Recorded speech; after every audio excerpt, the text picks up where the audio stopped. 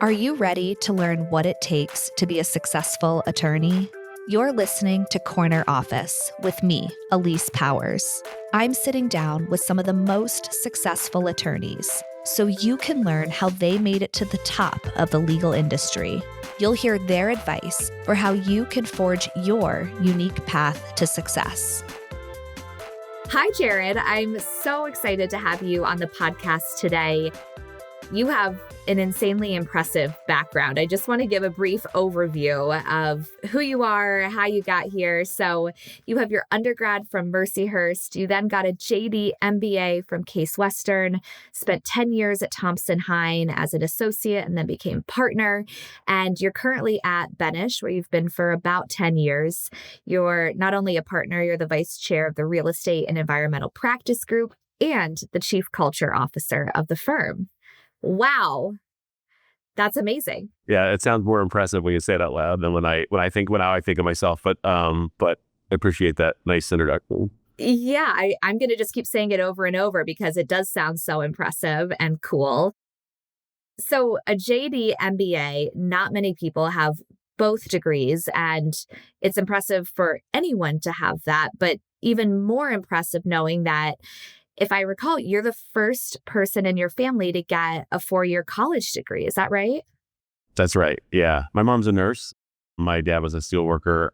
And I was fortunate to have people who were very supportive in my life. But where I came from, it was, you probably make more money not going to 4-year degree and becoming a tool and die worker in Western Pennsylvania, which was so a lot of my friends did that. But I was, sort of blessed that a really unorthodox and not really well thought out plan of how do you go to college? It was sort of oh, here are these colleges, and one of them asked me to play football there. And so I was like, okay, that's what I'll do. When I got married, I ended up not playing football, but it still ended up being a great choice for me. And so yeah, that's how we get to college, at least. And you grew up in a rural community. Tell me, how did your upbringing, family, just where you grew up, how did that inform your career path? It's interesting. So when I think about my life, I think there are things that just sort of fundamentally made me who I am. And I think my upbringing in a rural community, that gave me a really strong work ethic. Everybody in my family, whether they went to college or not, always worked really hard, and both worked really hard and had a pretty big sense of service and volunteerism. So my mom was sort of the matriarch of our community church, and our community church where I grew up was sort of that was the community. I didn't grow up in an urban area at all. And so it just sort of became ingrained in who you are. And without I didn't think about it. I sort of by osmosis learned that that's how you do things. I also had, a situation that, I don't talk a lot about publicly. I have a brother who had some, substance abuse issues and really went through a lot and put my family through kind of a lot. And that was at a really, I was in high school when that was going on. And it was sort of ingrained in me, I really want to make my parents proud and my family proud and not let people down. And that part of my life was really impactful in terms of making me want the drive for success. Right.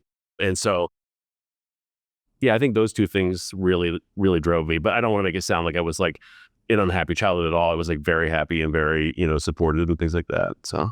Look, every family has things like that. I just think so few people are willing to talk about it. And, I wonder, having a brother who did have these challenges that I'm sure really impacted your whole family, did you feel this sense of pressure of, I have to be, I don't want to say perfect, but I can't be a burden because I already have so much that my parents are dealing with?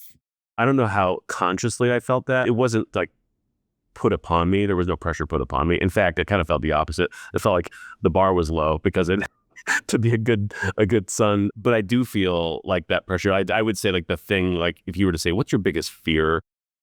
It's not snakes or things it's really my biggest fear is letting people down. And so I do put a lot of pressure on myself. That can be a real driver for success in professional services and practicing law, because you think about your clients, and I have the same feeling of not wanting to let them down, not wanting to let my colleagues down, things like that. I wish I could say that that's always great for your own mental health. It's not. I've had to deal with those aspects, and just to sort of how do you have a balanced life when you feel that like really innate pressure, because it's not like I don't think consciously put pressure on yourself. It just happens, and so, but it is something that is like a really big part of my life. I was actually at your office in Cleveland last week leading a program for your first year associates. And we talked about, when did you know you wanted to be a lawyer? And both your first year class and when I've asked this to other first year classes, I'm always surprised how many people say, well, I didn't really have a choice. My parents said, you're either going to be a doctor or you're going to be a lawyer. So I guess I've always known because it wasn't up to me. It sounds like it wasn't forced upon you. You were a self-starter in a way and decided, I want to be successful. You defined that for yourself and then pursued a rigorous academic pursuit before becoming an attorney in private practice. Yeah. Well, it's fun. I used to joke that like my family, like they're very proud, right, that I became a lawyer, but like they don't know the difference if I was like a personal injury lawyer or like the vice chair of the real estate group at Benesch. Like it's sort of like he's a lawyer. That's great. Like maybe for the first decade of my career, like, are you in court yet? I'm like, I don't go to court. Nobody wants me to go to court. I don't want to go to court. I just negotiate for a living. But yeah, they're very proud. There's absolutely no pressure at all. Like maybe surprised that I made it this far, but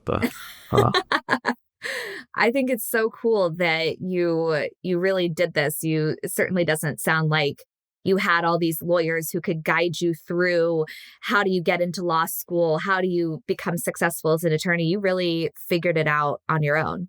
I don't even know if I knew a lawyer before. Wow. Maybe I interacted with a lawyer once, like yeah. So what made you decide that you actually do want to practice law? So the way it worked for me was I did my first year of law school, and the summer after my first year of law school, I did essentially like an accelerated full first year of your business school program. But when I was there, I was doing my business school stuff, and I was getting ready to go back for my second year of law school. And that's the time where you do your summer associate interviews and everything. And I was just starting that whole process and interviewing with firms in Cleveland and outside of Cleveland. And I just happened to meet this guy who was an in-house lawyer at a really big real estate company. And he was asking me about myself, and I was telling him like, I'm interviewing for summer associate positions and things like that. And again, this was like, I knew no lawyers. Even when I was in law school, I still didn't really know any lawyer. And he said to me, why don't you come work for us? And I'll show you both the business side and the legal side. And I was like, oh, that sounds amazing. Not knowing what a risk it is to not pursue, because that summer associate job is like your springboard to your career, essentially, in big law at least. So I did that. Didn't even appreciate that I was taking any risk. I was like, oh, this sounds cool. Like I knew I was taking like less money to work in-house in the summer, but like I thought it was a great experience. I learned so much. And what they did was commercial real estate. They owned a whole bunch of shopping centers all over the country. And so I just like soaked up everything I could. And so looking back, would you recommend that others take an in-house internship?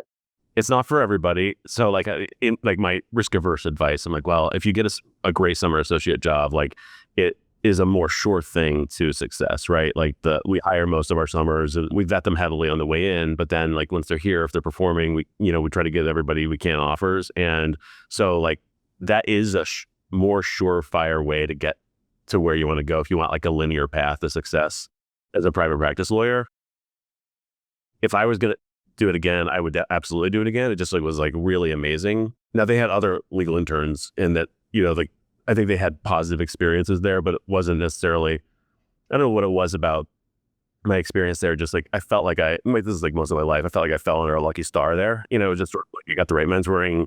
And then when I started my practice in private practice, they sent me work, which was another big springboard to my career, which I had no idea that was important, because again, I'm practicing law, and it turned out to be a big help for my career.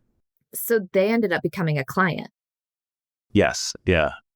How did that happen? Like, how do you go from, we're colleagues, I'm an intern, which I think has its own maybe negative stereotype in a way of, you're a rookie, I don't totally trust you to take on my work, to, hey, I'm calling you to represent me, to help with this and that. I have to attribute a lot of it to like the benevolence of like my mentor when I was an intern. I still to this day like keep in contact with him, and I view him as a mentor. I think he really liked working with me. I thought I did a great job, but he also like really like viewed me as like a sort of like not protege sounds like it's like more important than I actually were. But he just said to me when I was like making this decision, because they asked me to stay in-house as an in-house lawyer, And I said, I really feel like I need to go get this experience. And they were supportive of that.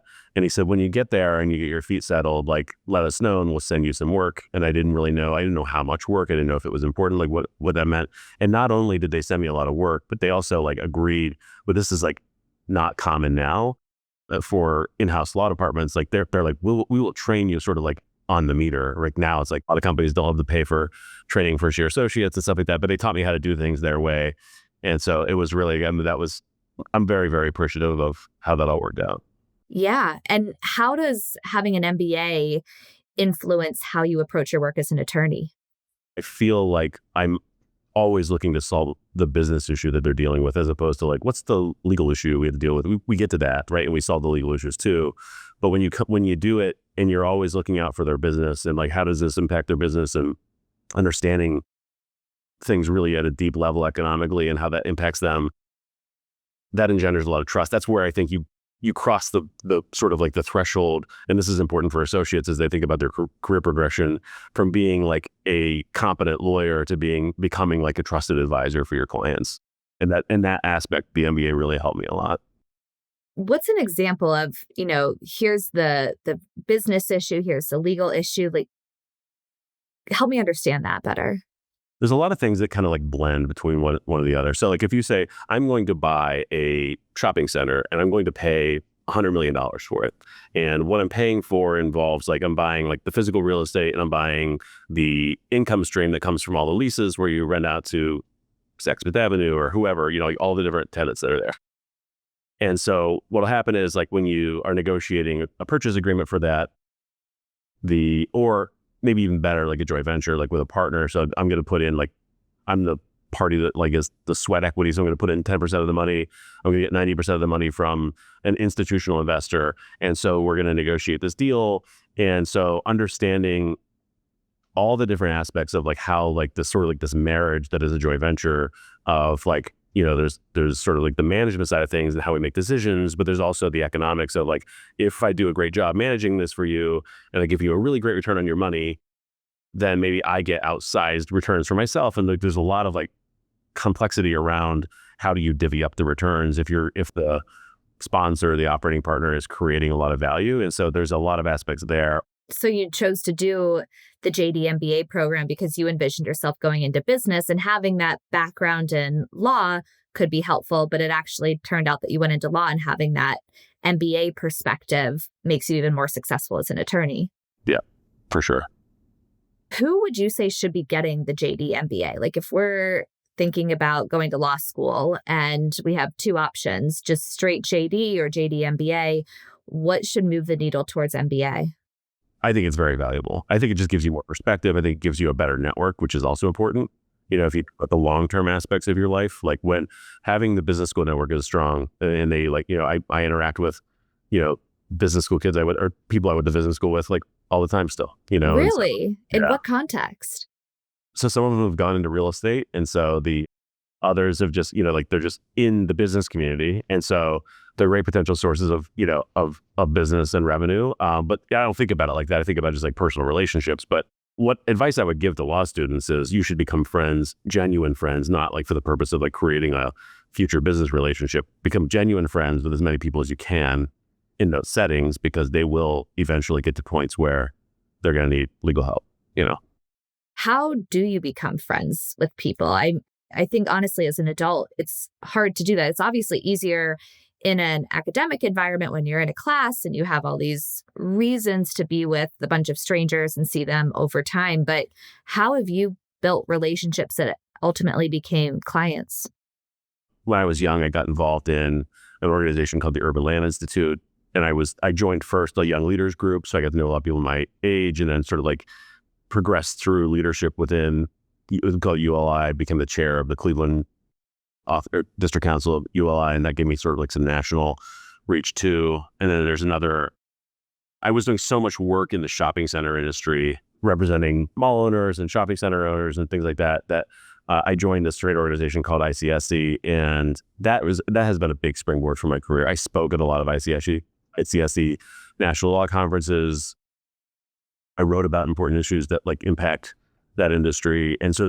But going to the law conference. There's about 1,000 lawyers there, and about half of them maybe are in-house and maybe half. I don't know if it's half and half, but it seems like it are law firm people. And I just sort of like met people along the way, and I've become friends with them over 20 years. And now that has like sort of snowballed into a pretty big network of friends and colleagues and clients. There's a stat I read that in order to maintain a professional relationship, you need at least 3 touch points per year. Just your gut reaction, does that sound about right to you? And how do you stay in touch with people? I've thought about that before. I don't like, it's interesting. I do think probably if you did it on an average, you probably do need something like that. I try not to, I try to regularly stay in touch with people and find ways to stay in touch. So like I have group text strings that are in many organizations that I'm in. And you see people, at that conference, at least you see them every year. And so over time you start to build a relationship. So it's not like, it's definitely not a path to like overnight success. Like I've had clients that I've like been friends with in whether it's ICSC or ULI or whatever for 15 years before anything ever really materialized into like a client relationship. And so I really do try to, just form genuine relationships and then build like, sort of like, I always tell when I'm telling associates how, like from a business development perspective, I would focus on building your brand, like sort of like becoming known. So you could be speaking, you could be writing, you could be just becoming a substantive expert in what you do. And then that can be internal and external. When you're young, when you're a junior associate, it's really like, how do you build your brand for the partners and people who are giving you work? So I would say build your brand internally, build your brand externally, and then just constantly be like focusing on like growing your network. 2 things you just mentioned, building your brand and building relationships. Those aren't billable. And I think of those as almost this delayed gratification. You keep investing, put the time in, and ultimately it will pay off. And sometimes you don't even know how it's going to pay off or who's going to become that client, but you've put enough out there that it comes back to you. And I think it comes back to you tenfold usually. From an associate's mindset, like what would you tell them about making the decision to go and speak at a conference or to write an article or go to these networking events or join an organization? How does an associate think about that and prioritize it when they also are trying to hone their craft as a lawyer? It's a tricky answer because I also believe in trying to have some level of balance in your life to the extent you can, right? Now I'm fortunate because I am where I am in my life now. And a lot of the work that I put in those early years has really paid off. And I believe that like that kind of success related to business development and sort of like building your brand, it's really a snowball. And so like it feels easier and easier the later you get in your career. Where in the early stages, it feels like, oh, I'm doing all this stuff and nothing's actually happening. Or it feels scary. Like, I don't know how I'm ever going to get to that point. And so I guess like the hard advice is sort of that, like, you really have to think about like, am I going to invest in myself, invest in my career and make this like a true career versus like, this is a job that has X requirements and I have to meet these requirements. Like the requirements of a job in the big law firm in particular are not easy at all, right? It is hard.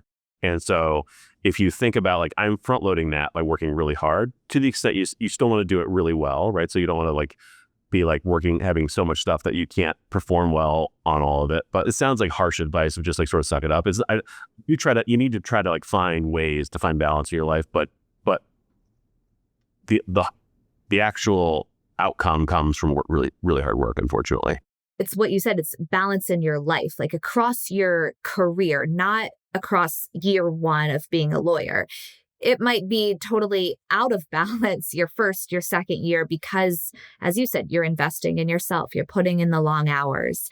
You're burning the candle at both ends, and it really pays off. It's almost like what I tell myself. I often am saying, hard choices, easy life. Hard choices, easy life. I'm deciding to work late. I'm deciding to, take on this new opportunity that's going to pull me away from what I want to be doing, but it leads to an easier life in the future. Maybe it's more money where I can take my family on a vacation. Maybe it's, when I'm in my 50s, I have the freedom to say, I don't want to work anymore. So that's how I like to think of it, to kind of get myself mentally in the game for why am I doing this? Why am I pushing myself right now?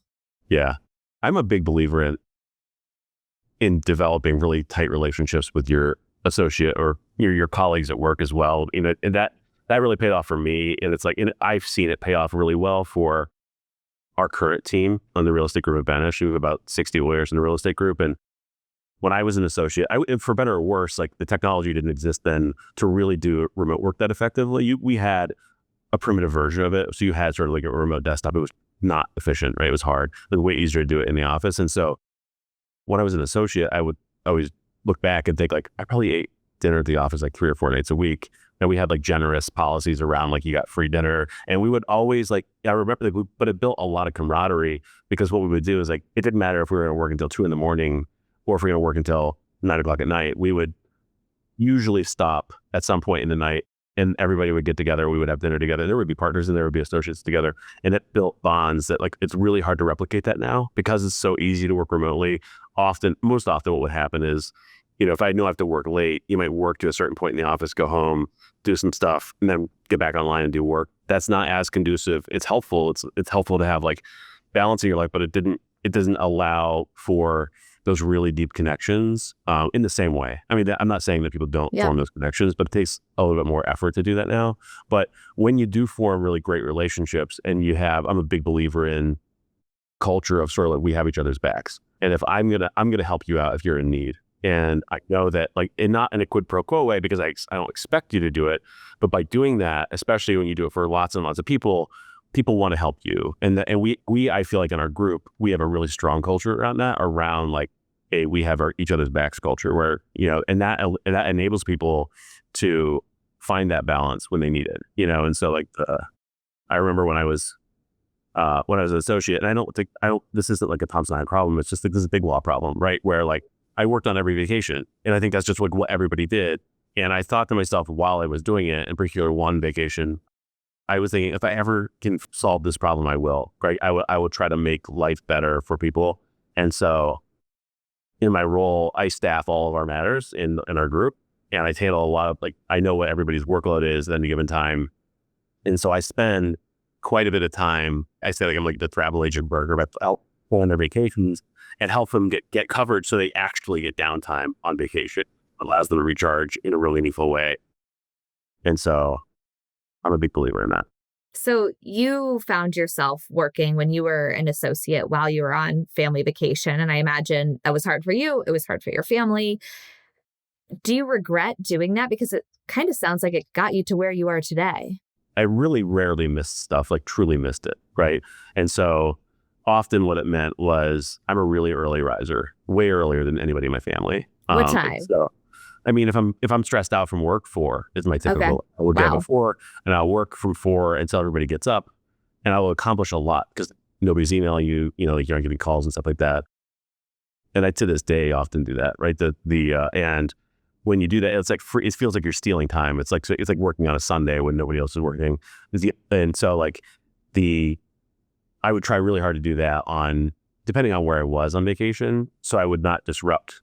And then I would like sort of like try to find times when it wasn't like really obvious. So I wasn't like, oh, I'm gonna like not go do something so I could be on these conference calls. I'm gonna try to schedule the conference calls at times where the kids are on their nap when they're little or whatever, and like things like that. So it required a lot of like thoughtful planning on my part, which in an ideal world, you're like, you shouldn't have to deal with that. I wish you didn't have to deal with that, but you do. It's just doing it in that way. That's how I got through that stuff. And I really do feel like I didn't miss out on like my kids' lives growing up and things like that. It was, it just took a lot of like planning, I think I still do. I still get dirty looks. I'm like looking at my phone at the wrong time, but yeah. It's hard to stop. I've been thinking a lot about this of, I have 2 kids and my second is 5 weeks old now. And congrats. Thank you. And, I've just been craving maybe a day where I can just sit on the couch and watch TV and not think about anything, get food delivered. I don't know, just something where I can chill and not be bothered by anyone, whether it's work or my family. And when people ask, how has it been having 2 kids? Do you feel like you're not able to work as much? It's not that I'm not able to work as much, and it's not that I'm missing out on time with my kids because I didn't really take much of a maternity leave. It's that I'm sacrificing alone time and I'm sacrificing relaxation or watching TV. And I really do think when you have flexibility over when you work, you can make work and family both happen, but you've got to sacrifice. For me, it's alone time because I cannot sacrifice sleep. So there's all these levers you can pull to make it work for you if you're creative and intentional and willing to sacrifice maybe one of those four things: family, work, sleep, alone time, or friends. Throw that in the bucket too. Yeah, as a parent, you do sacrifice a lot of alone time.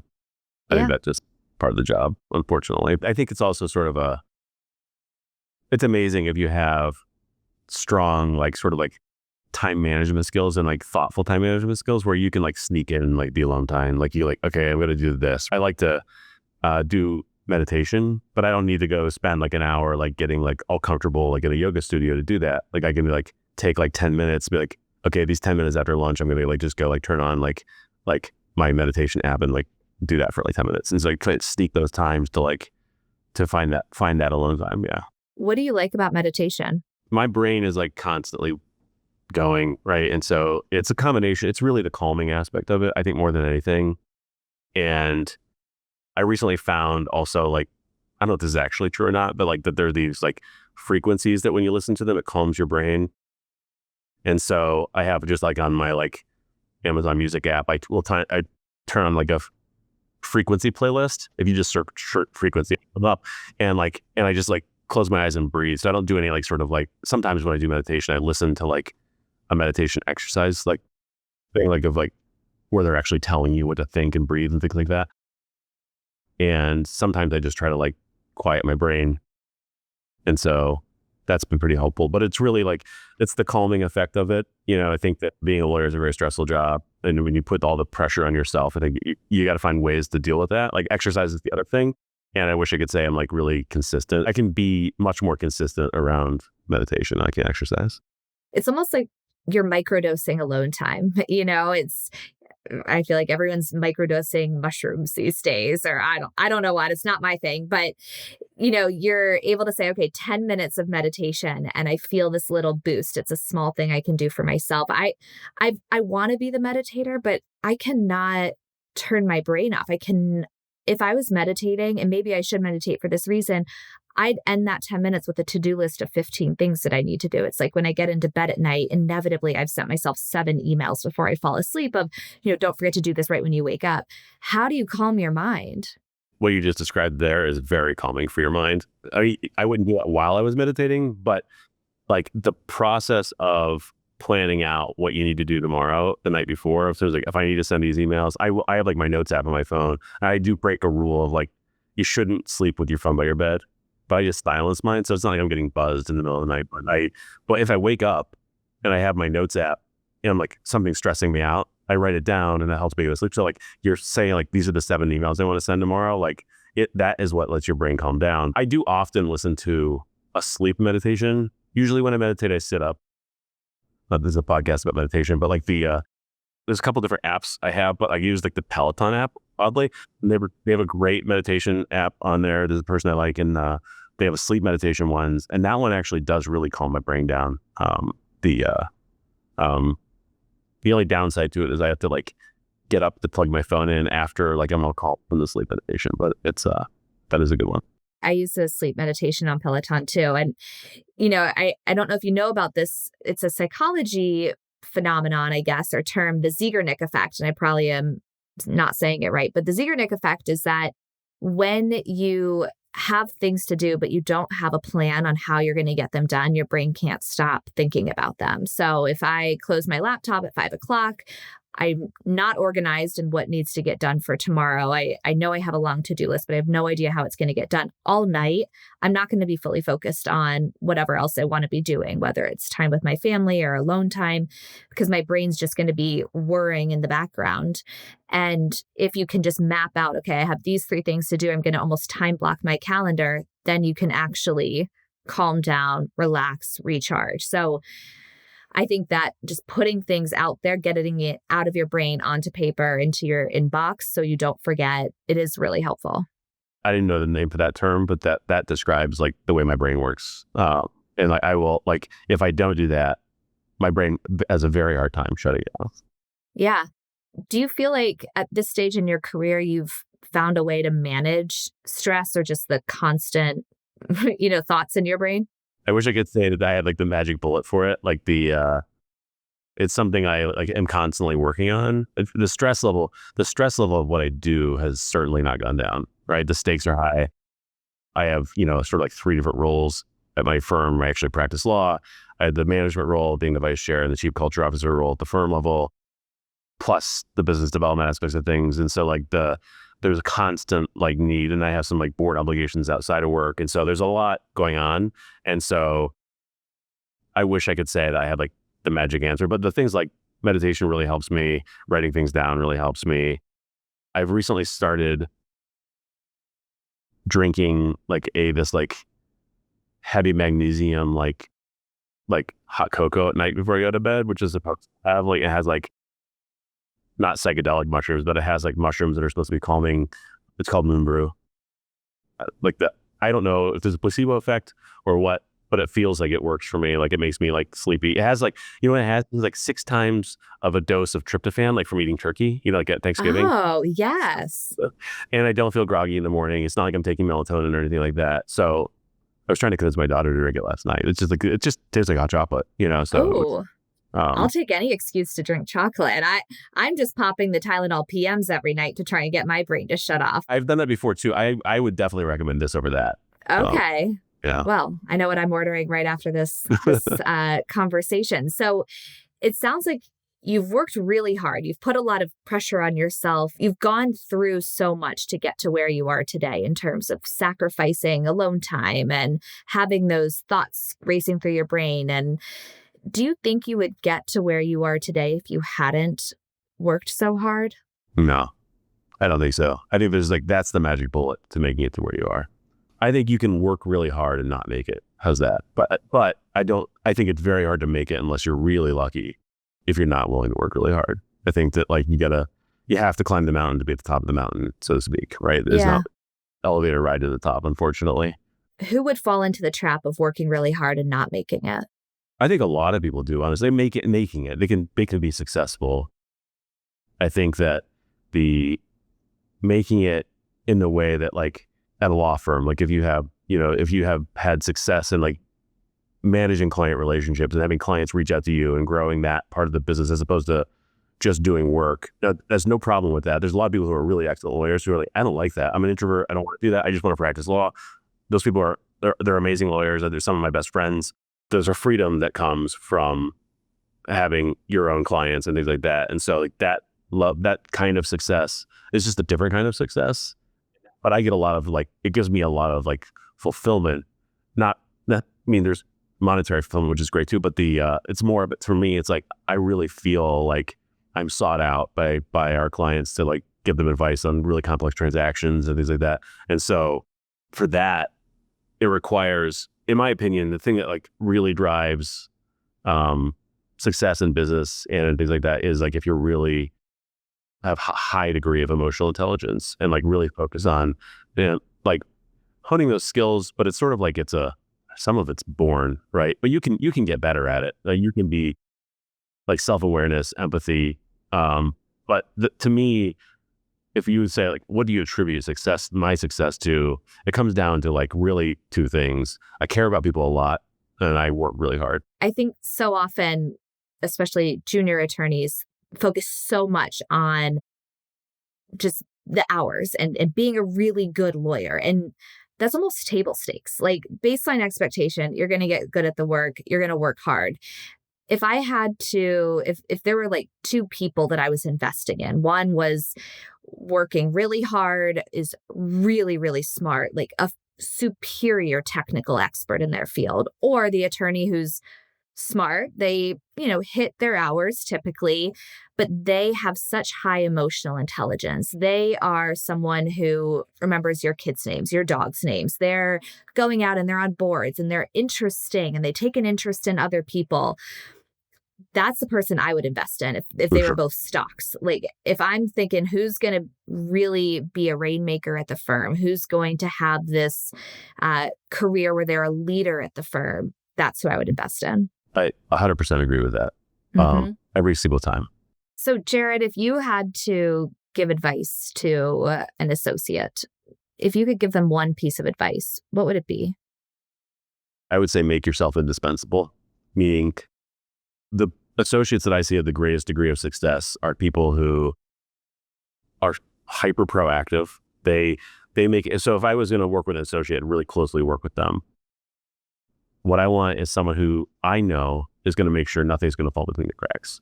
So that person, they're not thinking about, well, Jared asked me to go draft this document. I'm going to draft the document, give it back to him, and wait for the next thing to come in.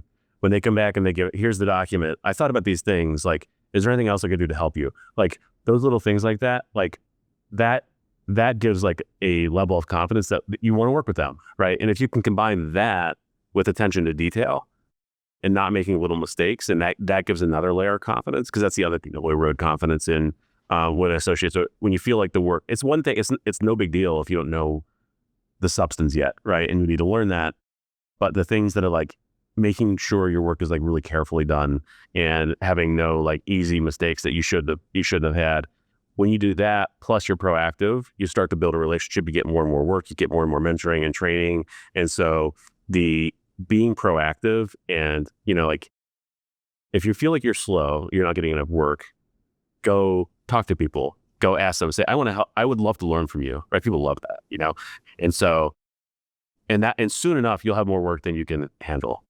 If you are the in-demand go-to associate that everyone wants to work with, you've earned the opportunity to be picky on what work do you want to do and who do you want to work with. It's something that must be earned. When I hear people say, how do I stop working with this partner who I don't like, or I'm getting all this work from this one group that I'm not really interested in.